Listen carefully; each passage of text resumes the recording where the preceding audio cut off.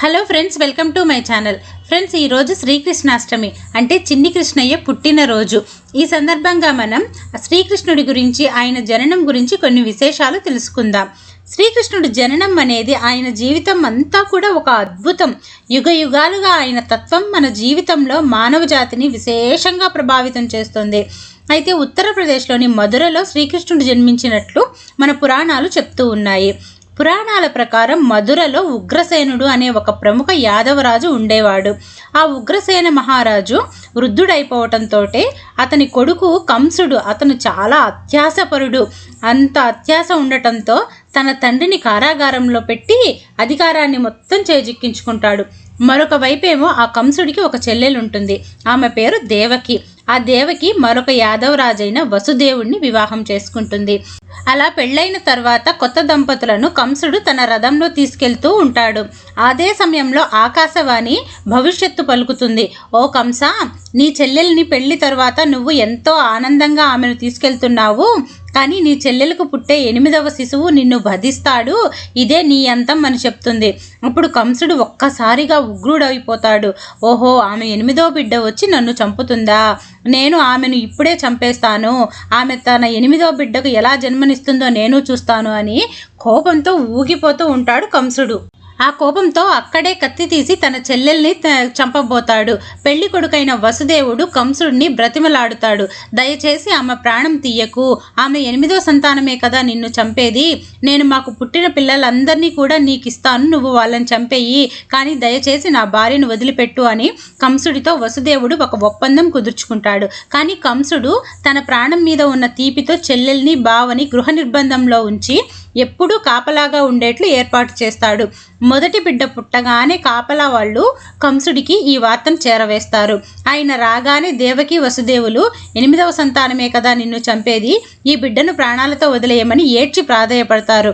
కానీ కంసుడు మాత్రం వారి వేదన్ని పట్టించుకోకుండా ఆ బిడ్డను తీసుకెళ్లి కాళ్ళు పట్టుకుని ఒక రాయికేసి బాది ఆ బిడ్డను చంపేసేస్తాడు.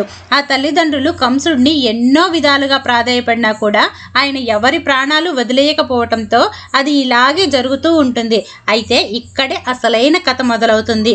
8వ బిడ్డ బహుళపక్షం అష్టమి రోజున ఉరుములతో వర్షం పడుతున్నప్పుడు జన్మిస్తుంది.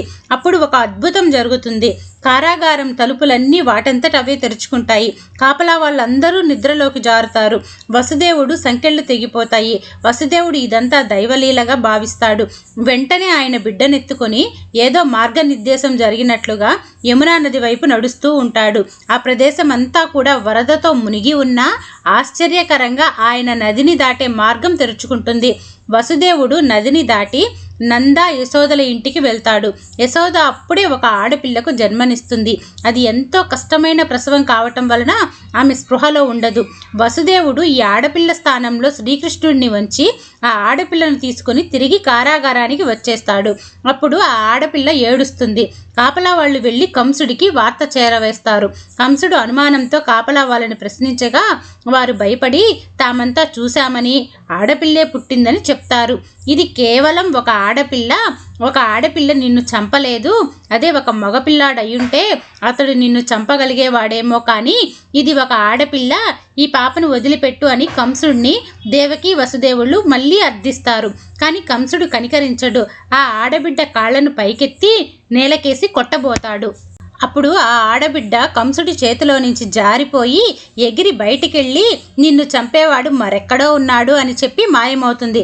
ఆ విధంగా గోకులం చేరిన కృష్ణుడు రాజు కొడుకే అయినా కూడా ఒక సాధారణమైన గోవుల కాపరిలాగానే పెరిగాడు. శ్రీ మహావిష్ణుడు 8వ అవతారమైన శ్రీకృష్ణుడు జన్మించిన అష్టమినే నేడు మనందరం జరుపుకునే శ్రీకృష్ణాష్టమిగా జరుపుకుంటూ ఉంటాము. అయితే ఫ్రెండ్స్, నేను చెప్పిన శ్రీకృష్ణుడి యొక్క జన్మ వృత్తాంతం కనుక మీకు నచ్చినట్లయితే మీ అభిప్రాయాన్ని కామెంట్ సెక్షన్లో తెలియచేయండి. అలాగే ఇలాంటి మంచి మంచి వీడియోస్ చేయటం కోసం నా వీడియోని లైక్ చేసి నా ఛానల్ని సబ్స్క్రైబ్ చేసి నన్ను ప్రోత్సహించండి. Thank you friends.